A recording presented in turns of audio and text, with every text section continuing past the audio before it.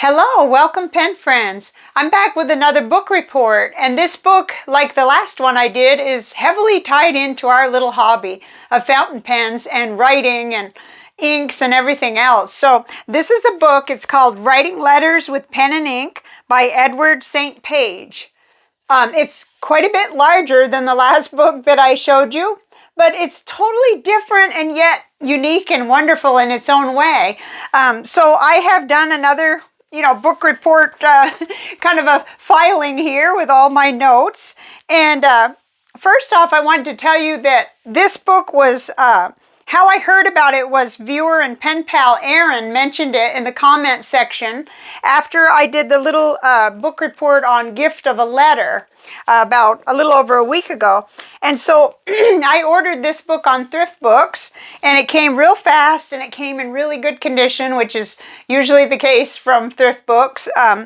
They let you choose your the book classification: acceptable, good, very good. And I think this one said very good, and they were very accurate with that. So, and very inexpensive. So this book was published in 2003. Now, when I first started to learn about the book, and I thought, oh, I wonder which book was published first, Gift of a Letter or Writing Letters with Pen and Ink. So Gift of a Letter was published 34 years ago, back in 1990, and this one was 21 years ago, back in 2003. And so Edward, has quoted Alexandria Stoddard quite a bit in this book, and I think it's really neat because they certainly don't compete with each other, but we'll get to that. See, I'm already all over the place before I even start, but so I obtained mine at Thrift Books. It's 29 pages, and it's really so much, well, as you can see, it's so much larger than the other one, and it's more of a coffee table book, in my opinion. Like, it's more one that you could put out to pick up and glance at any time. So as I go into this book report, I like to mention, why I wanted to read it, because I had just gotten done reading the other one, and, what was my motivation. Of course, I went online and I looked a little bit about it, and right away it sounded so interesting. And my motivation though is I'm always looking for inspiration for my letter writing. And, to help me kind of improve with my pen pal writing. So, and really, to me, anything that inspires and kind of validates the whole process, and shows the tools of the trade and just gives you any idea, even one small idea can kind of inject inspiration and, excitement into the project. So it's kind of like a little sub-hobby of being interested in fountain pens, writing letters all the time. So what I've done is I've laid it out with the 5 main points that I captured about the book.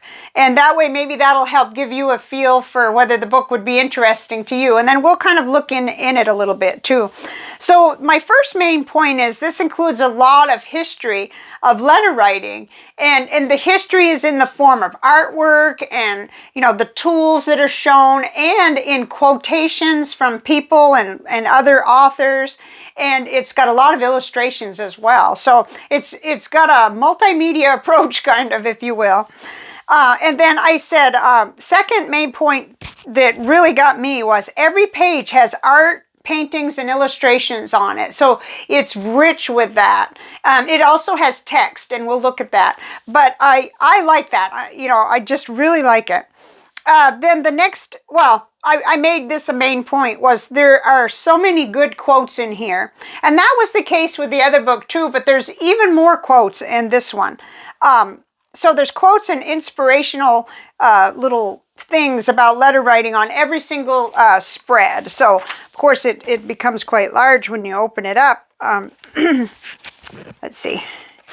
But every spread has, you can see quotes, and you've got the text, and you've got all kinds of stuff going on each one. So it just really good for my kind of brain that's pretty much absorbs things visually. So let's see. So that was number 4. Number 5, it's really, if you could sum it up, it's really a celebration of letter writing, and that's nice, because it's so funny. I guess we always kind of remember the little negative things. Maybe they stand out more. It's just like if you have a YouTube channel, one negative comment, unfortunately, you know, 1 in a million will, like, it probably will never completely leave you, you know, and you can laugh about it. But so when I told my family here that I had pen pals, they were like kind of shocked, and they were like, that's only for people in prison. And I said, is that really your impression of writing pen pal letters?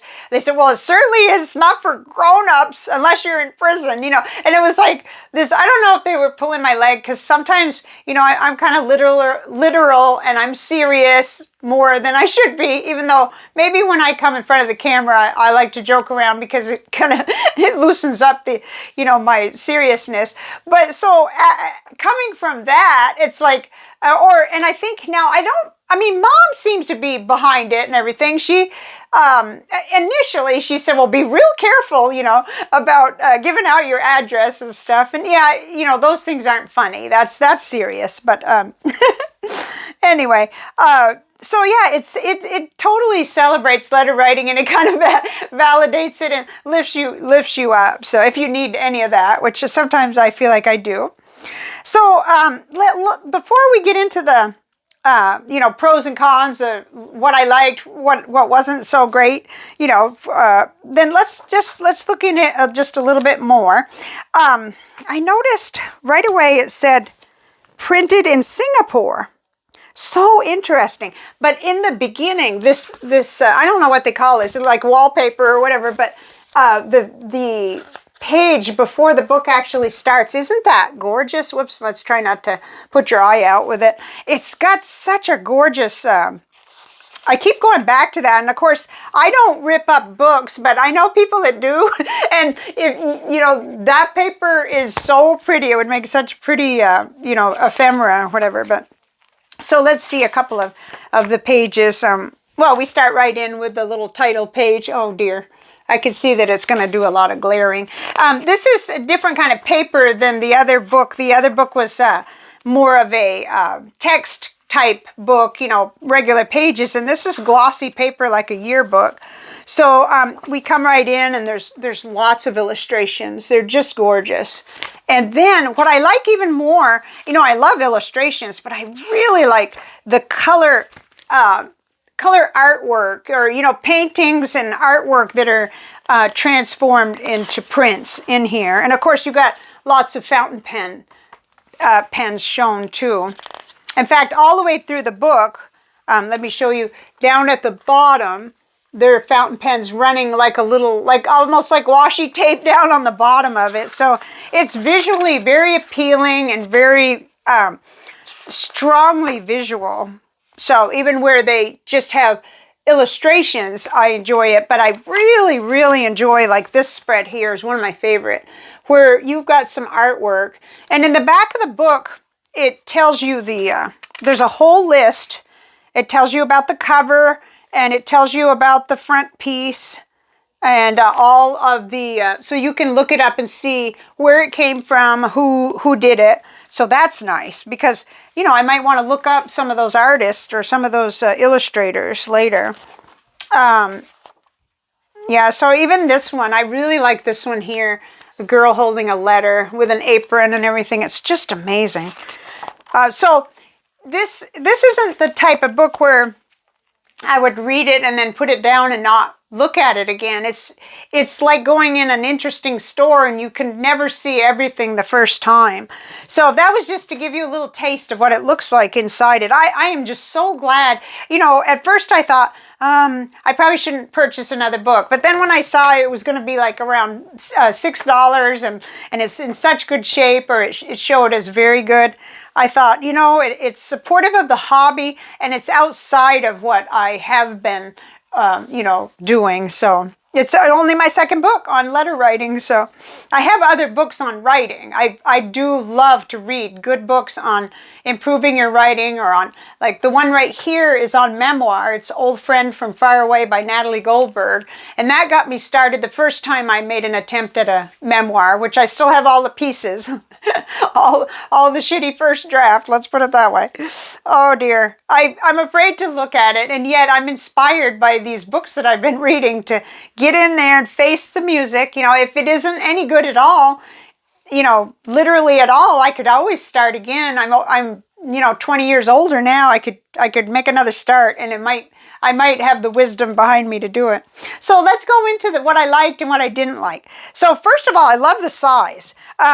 It's got that children's book kind of vibe, only it's definitely not a children's book, although I'm sure young people and children would enjoy it if they are interested in writing. I'm absolutely sure of that. But it's a nice size, and I didn't actually measure it, but it looks to be about 8 by 10 maybe, or 8 by something. Oh dear, I shouldn't be guessing. But it's a nice size anyway. And then next, the art and the paintings that you get in there, it's just more than the value of the book. It's just wonderful to be able to pick it up and look at such beautifully done pieces like that. I also listed as a like that on page 28, there's a resources recommended, and I did pick up a couple ideas for, long term, not to jump on right now, but there are a couple of books there I'd like to look for over the long term that had to do with fountain pens, that had to do with writing. So I was really interested in that. Number 4 probably should have been number 1. It's very visual, as you could probably see by looking at a couple of the pages. It's extremely visual, and there's a standout. In fact, at first it was a little too busy for me, and I thought, what am I going to read first? When I opened it, I thought, there's these quotes. And then I started reading the text, and then I was looking at the painting. But, that's just the way my brain works. So breathe, slow down, and realize that the book is now in the house. I can look at it anytime I want. No rush. But it's just super, super nice to have something that has enough to grab you and interest you no matter which spread you open it to. Okay, then the 5th point I made was that there's a lot of history. There's history about how letters used to be folded and then sealed and stamped right on the back of the letter. And it was all about how much it cost to send the letter. And I found that fascinating. There was so much there. And there was a lot of history about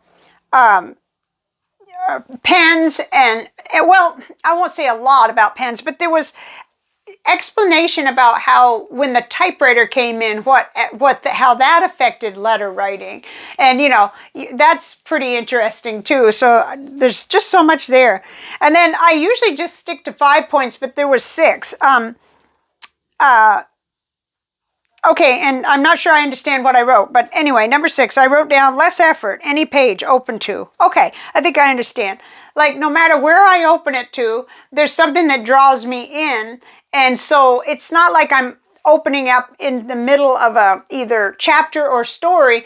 Each spread seems, although there's a flow to the text, like the text that is running in the middle there continues on and relates, but there's also, it's segments. So you're not completely, I won't say that each spread completely stands alone, but you could almost say that. Although, like with one of them, you go from, they show what the lettering looks like on different colors of paper and how that affects it. And I don't know, I never have written on colored paper, but I know going from white to cream and that kind of thing is drastic enough. So that was interesting. And then it flows over to legibility and all these different things.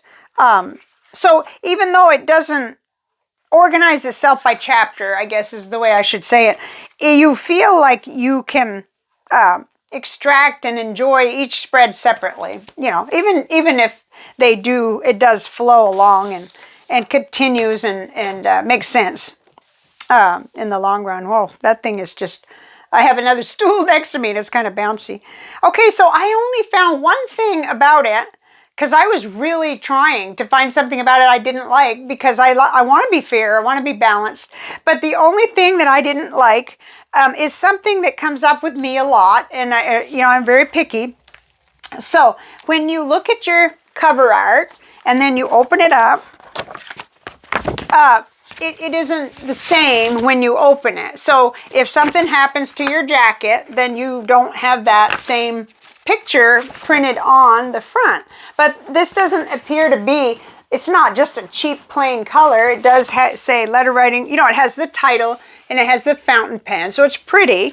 But I'll show you a book that kind of illustrates what I mean, although this book never had a jacket too, so I guess I really like it when your image is printed. This is a locally produced book. When it snowed here in 2004, we had snow, and we had significant snow where, it was awesome. Anyway, I like it because it's printed right on the cover. And I kind of like that, but you can't get that in every book. That's just, it's probably super expensive. I don't know. Although I don't remember those books being very expensive. They sold them in the H-E-B here.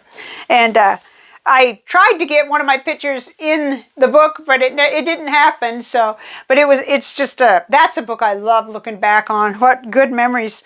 My son had gone to Iceland that year, his very first assignment in the Air Force. And so it was the first Christmas that he wasn't here with us.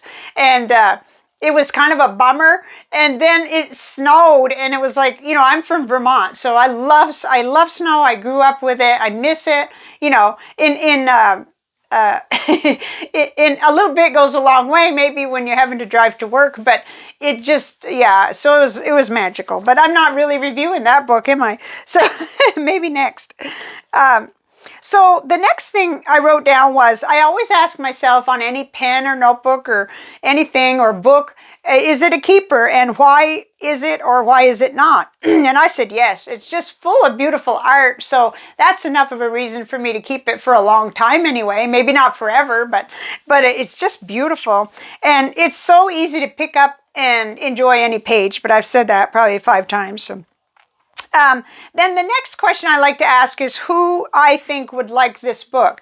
And I wrote down people who appreciate art, history, and letter writing and fountain pens. So any of those or all of those, if you enjoy those subjects, I would think the book would be quite charming for you, and that you would find something in there that was of interest. So yeah, so I thought it was really cool. I mean, a lot of times he did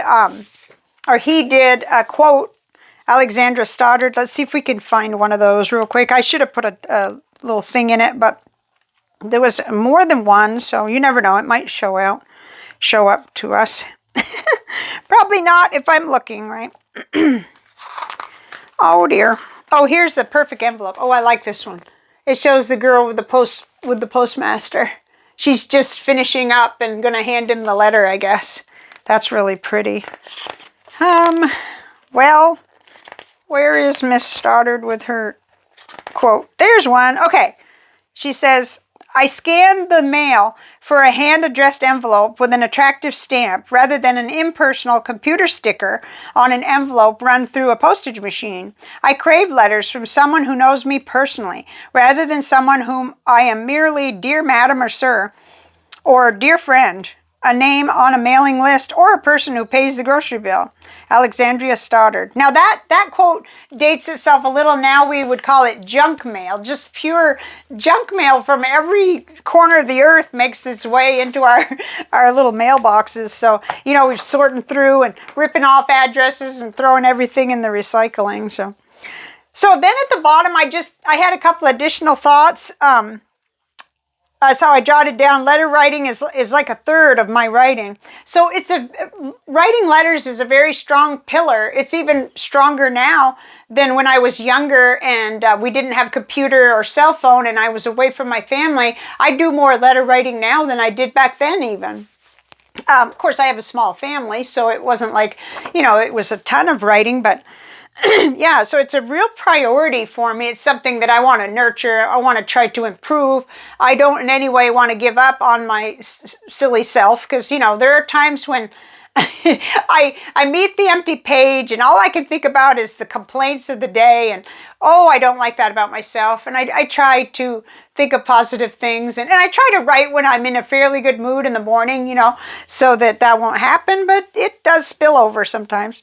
And then I just jotted down, books like these are just so inspiring. The next area I really would like to explore is books full of letters. And I've got a couple of ideas. I saw that there was one with Emily Dickinson's letters, and Jane Austen, I think I saw. And I thought, oh, I've read all her books. I would like to read the letters.